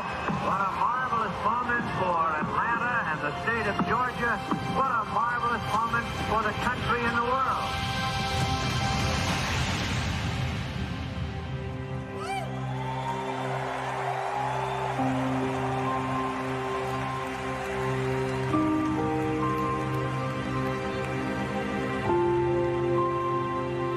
I think that people can look at me and say, you know, he was a great baseball player, but he was even a greater human being.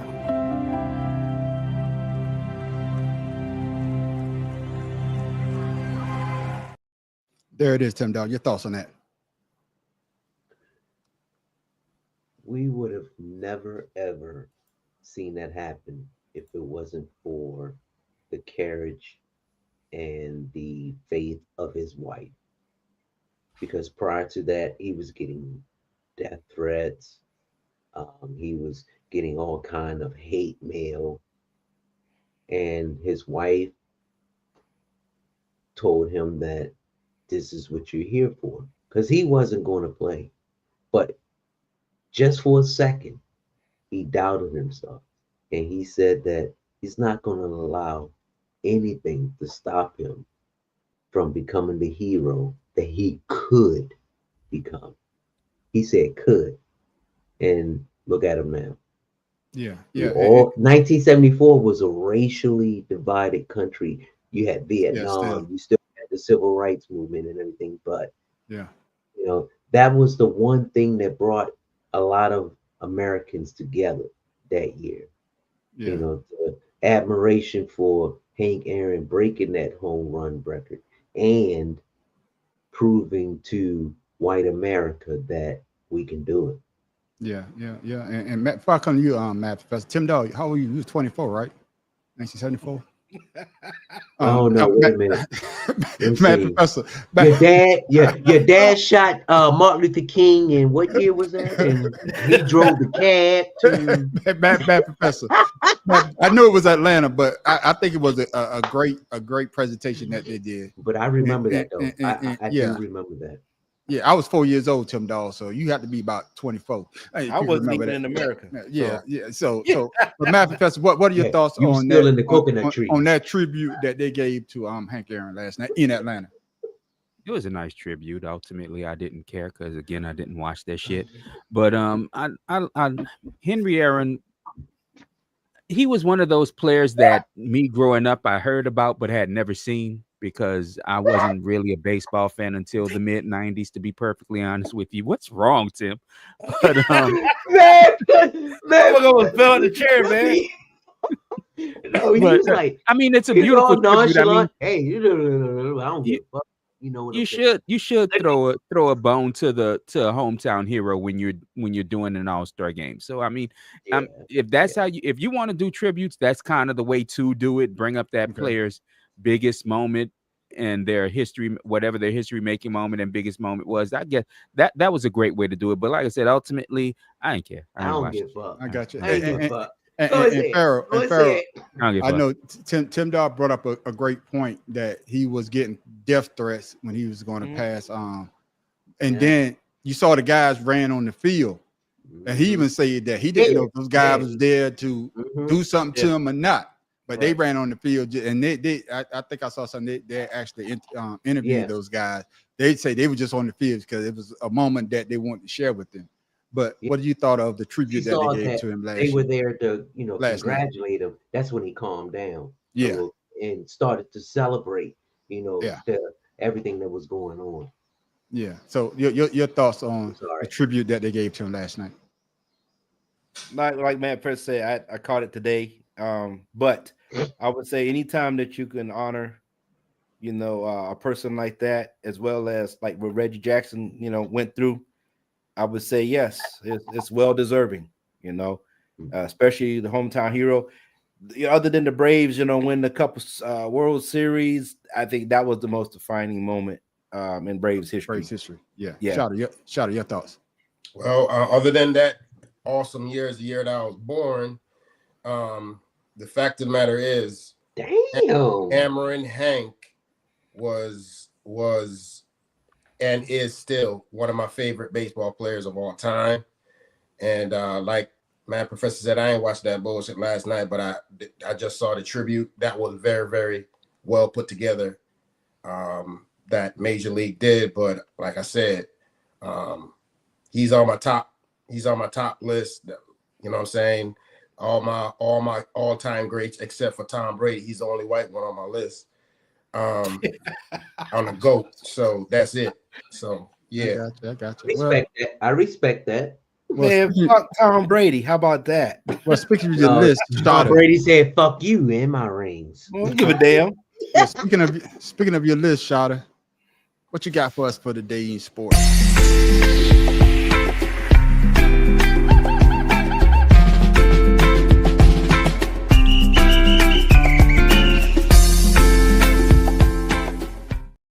What you got, Shada? Yeah, man. So, everybody know that this week that the Tour de France is going on. Nobody gives a damn. So I went ahead. Matt Professor, say it for me, Matt Professor. Can I say I don't? They on the first stage. Go ahead, Shada. I'm sorry. Call me when they ride into Paris under the Arc de Triomphe. That's Go ahead, the Shada. stage. Actually, Tim Dog, they just finished the 11th stage. So get your shit right. Man, fuck them bicycles. So go ahead, today Shada, in sports First stage, history, not stage. we're not going to talk about nothing about bicycles. We're going to talk about the long jump. You understand? In 1961, Ralph Boston of the U.S. set the long jump record of 27 feet and 2 inches. Yes, man. That man can jump. How tall was he? Damn. I don't know how old he was. Wait. Time out. When? What year was this? 1961. Time out. 27 feet. He said 20. Yes. He has some Time out, long ass time out, legs. Go ahead. That is a great accomplishment. I mean, amazing. What the fuck that had to do with the Tour de France? No, I was just saying. I mean, because you started in this day in history, we'll talk the Tour de France and blah blah blah. But let's talk about this long jump. Hold on. If you weren't listening, I was saying he pulled a usually Fella when I do my 47, a segment- deflection. Usually, when I do my segment, I usually try to keep what's going on as far as what's big this week, and you know, the Tour de France is what's been all over TV. I don't give a damn about none of that. All over TV. Yes, sir. Yes, sir. Hey, hopefully I pronounced your name right, Galen. Hopefully it's Galen Muhammad. Galen Muhammad. That's my line, brother. But I'm trying to say, he tried to have two teams. We just trying to tell him when he became exactly. See, even your partner, your line brother, didn't know about shit. Ain't that some shit, boy? See what I'm saying? So what he's saying is that's not what he's saying. No, that's exactly what he's saying. That's what I got out of that. Hell yeah. Oh, so to make Matt Professor to go ahead and make you feel good, in 1961, Jacques Antilles, he was the road cyclist for the Tour de France, if you wanted to know. Nobody care about them damn. That would have been a better that would have been something, because I do know a few black stage winners from Tour de France. Of course you do. Okay, yeah. What the fuck that mean? Yeah. Hold on, time out. We're not gonna move beyond. Go ahead, play my music. Go ahead. No, you say you don't want your music. Go ahead and play my goddamn music.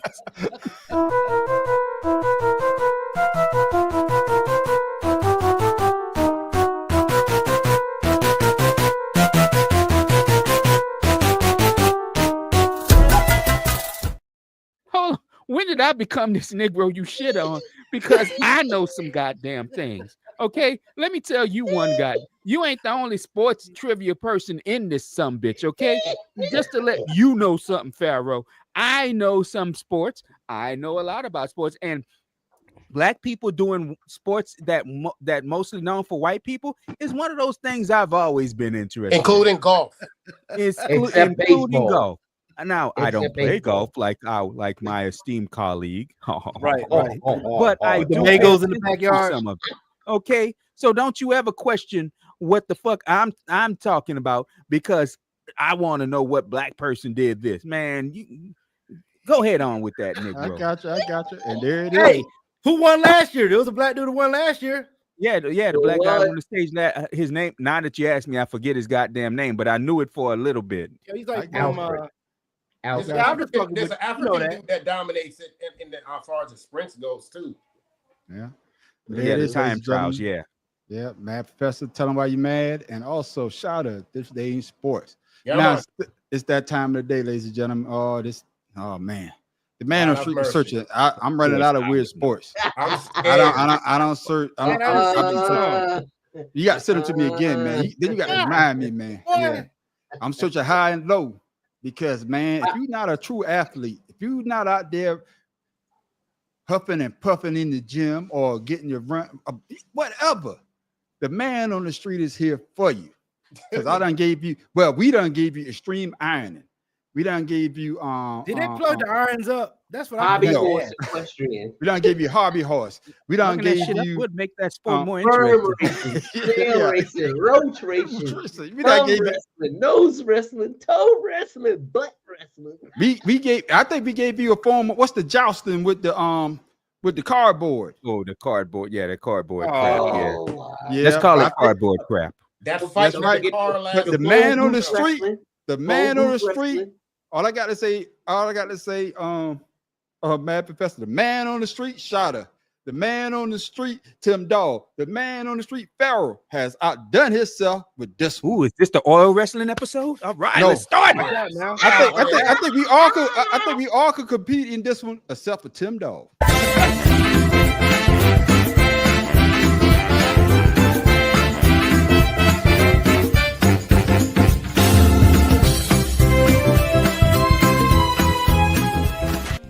Finger jousting, initially known as finger spearing, is a game that was founded by Israelites. The game involves a thumb war between two people holding hands, like they're doing arm wrestling while extending their index fingers.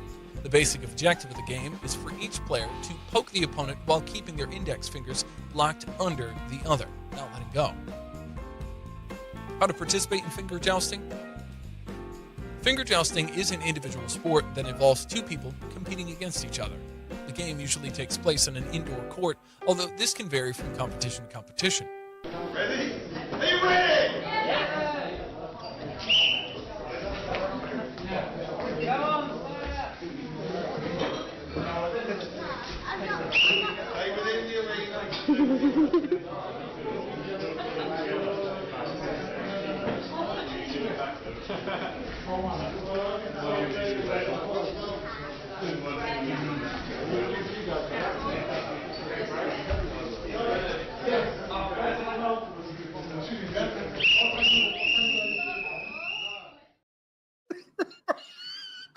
Man, Professor, there you go.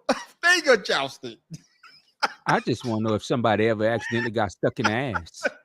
Next, who wanna go up against me? Prostate exam. Next, That come on, is bro. the stupidest looking shit Bro, since What slap you say, fighting. What you say, man on the street? Everyone Bro. but me. Come on now.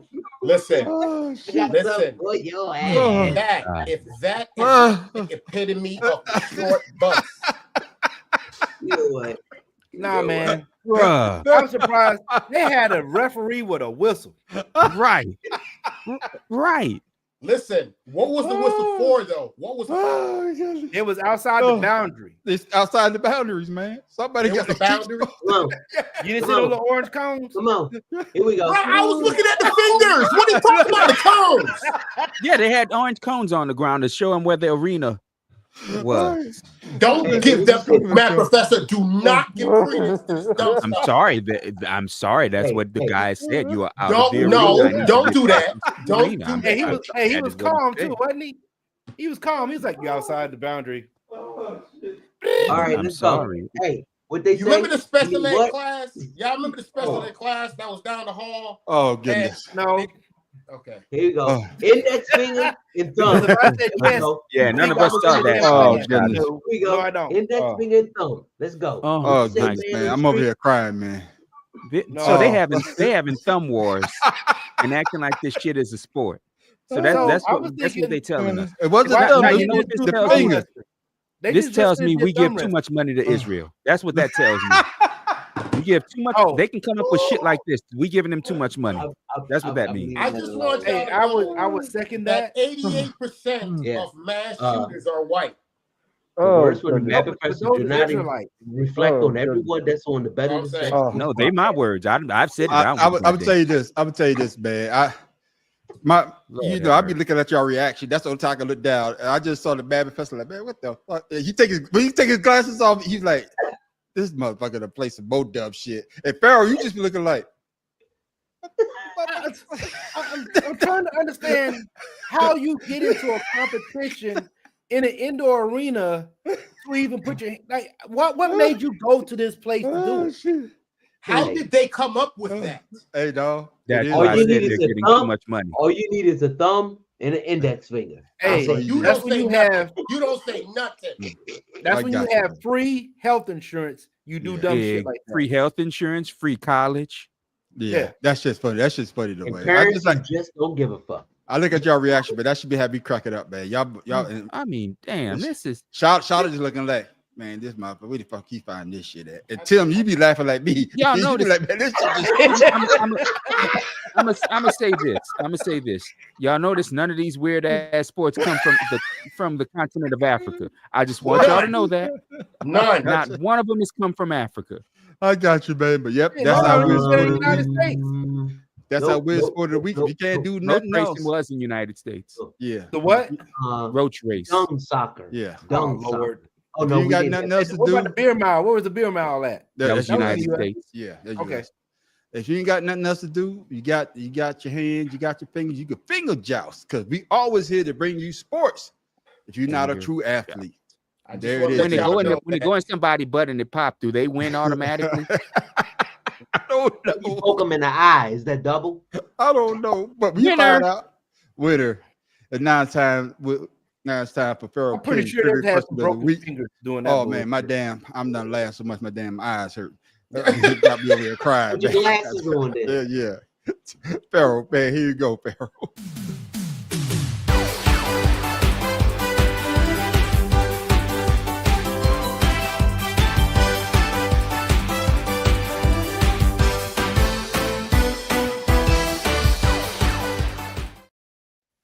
Pharaoh King, what you got for us this week? You know, we're waiting for football season to come. Yeah, I want to, baby. I want to make this comment first because I thought this was pretty intriguing. Softball. There's a softball player named Maya Brady. I don't know if y'all heard of her. I know her. A Tom Brady on niece. Yeah, I didn't know she was half black. So yeah, she made her softball debut tonight doing the ASU AUSL league. So okay, that's another one for the man on the street. Another trivia question. Damn it, the man on the street's on the road. That wasn't no trivia question. No, you asked it. Did you ask the name? And I answered it. So that's a free. He didn't actually ask for the name. He just said, "Oh, you know." Right. He drunk. Anyway, why am I on the big screen, man? Get me on the big screen. This is all right, man. Ask your question. Well, yeah, ask your question. Then we pull you back. But since you want to be on the big screen, here, man, here's your question. What is the only NFL team to throw 30 touchdowns in each of the last 3 seasons? Ooh. Now, I noticed he didn't say player. He said team. Absolutely. I noticed that. Buffalo Bills. He would have asked Jared Allen. Jared Allen has played each game in the last 3, each of the last 3 seasons. Team is specific for a reason. So this team must have had a quarterback that got hurt, and then another quarterback came in and threw touchdowns. 30? The team itself, the 49ers. Yeah, that's a good guess. I'm going to go with touchdowns. I'm going Kansas City. I'm going to go with Philly. Yeah, give me Kansas City. What's the answer? Give me Baltimore. I said Detroit Lions. All right. Baltimore. Who we got? I got Kansas City. Minnesota. The Vikings. Man. No, think about it. Kirk Cousins for 2 years. Yeah. Then last year was Sam Darnold. Yeah. Yep. I can see that. That's accurate. That is. I can't even spin this one. You know it's bad if I can't even spin this one. Shit. You didn't even pick the right conference. Right. I can't be right all the goddamn time. He was throwing a lot. Yeah, too, we know that. Yeah. All right. You never right in. I forgot Sam Darnold was off the chain last year. Yeah. That's all. What? Did he ever get a team? Is he still on the Vikings? Or he's still yeah, he's on the Jets. Yeah. Okay. He's on the Jets now. Yeah. Oh, okay. Oh shit. That's why everybody was mad that that old boy went to the Jets. They had already had Sam Darnold there. Oh yeah. Cause what's it called? Coming back off an injury, right? What's his name? That didn't play last year. He got hurt before the preseason. Yeah, McCarthy. JJ McCarthy. Yeah. Wait. I might be wrong with that. Sam Darnold was with the Jets. Vikings last year. Yeah. No, he was Vikings last year. Fields went to the Jets, didn't he? Yeah, Justin Fields went to Jets too. Yeah, Justin Fields. That's why everybody was mad that Justin Fields went to the Jets because Sam Darnold was already there. Okay. Yeah. They picked him up this year. And there it is. Pharaoh King trivia question of the week.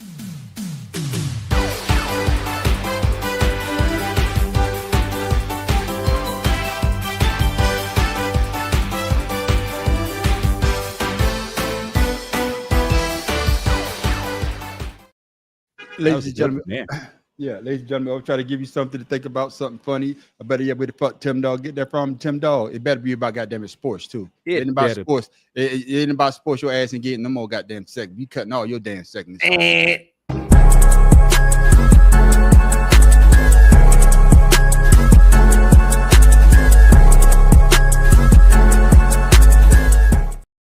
I'm fucking with you, Tim Dog. What you got for us this I'm week? not.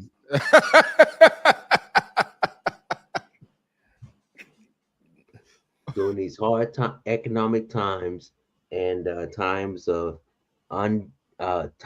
doubtful future, it's time that we look into our religious selves.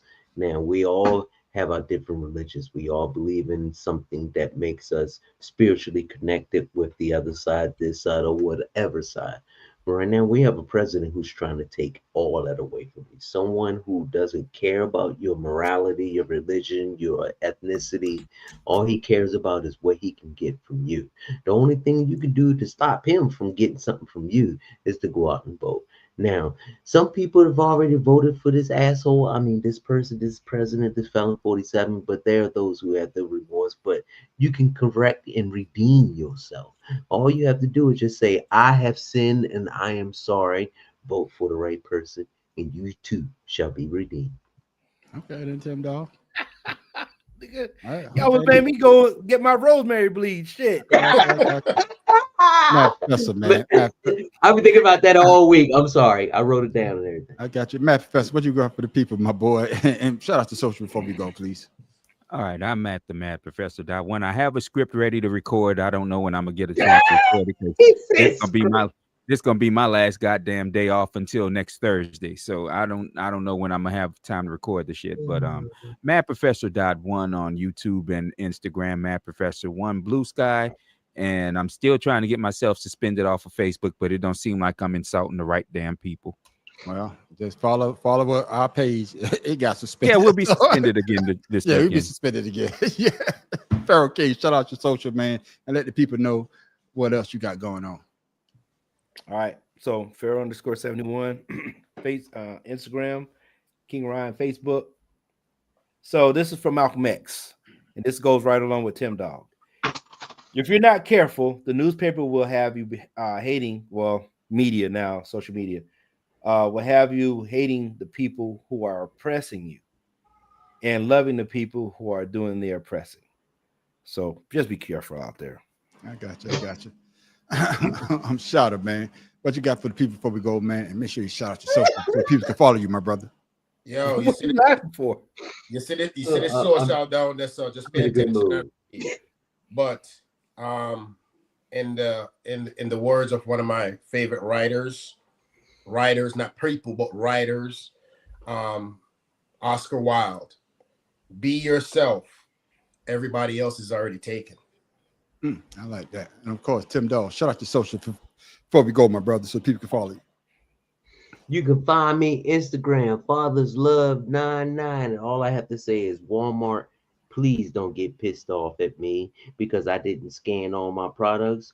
You didn't train me as a cashier. I am a customer. Thank you. Hey, well, your punk ass wasn't be shopping there anyway. That's something you boycott. That's why you got your shit all messed up. And of course, you can find me, the Man on the Street, at the Man on the Street Show on YouTube. You can also find us at the Better Than Sex Post Podcast on YouTube and on, well, not on Facebook no more. We're still suspended, but you can find us on YouTube. We'll also come back this Friday for 2 cigars in a blunt. It goes down at 8 o'clock, but make sure you stick around for the after show called Ashed Out, where we always have a good time. You always try to go straight. You usually go right, but 99.9% you're going to go left. And with that, ladies and gentlemen, wait. Suspended. Before we go, one more thing. We suspended. Our YouTube, our Facebook page on Better Than Sex. Yeah, we still on suspension. Some shit I posted. We'll talk about that later. Yeah. I want to say one thing before we get off this thing. Shame to Karl Malone for now officially acknowledging his son from his Nobody gives a damn about the mailman. They don't. Shame on that dude, man. What about his daughter? What about his daughter? He had a daughter. He did the same thing too. Yeah, it is what it is, man. But hey, that's how they used to do back in the day. But with that, ladies and gentlemen, I am the Man on the Street, Pharaoh King, Tim Dog, who's still in Be More Careful. That's why I had 3 steering wheel locks. Man, they still have steering wheel locks. Shit. But I'm the Mad Professor in the booth. Shout out to Orlando. And we are. That's a steering wheel. Make sure y'all check us out next Wednesday at 7 o'clock with the right outro music.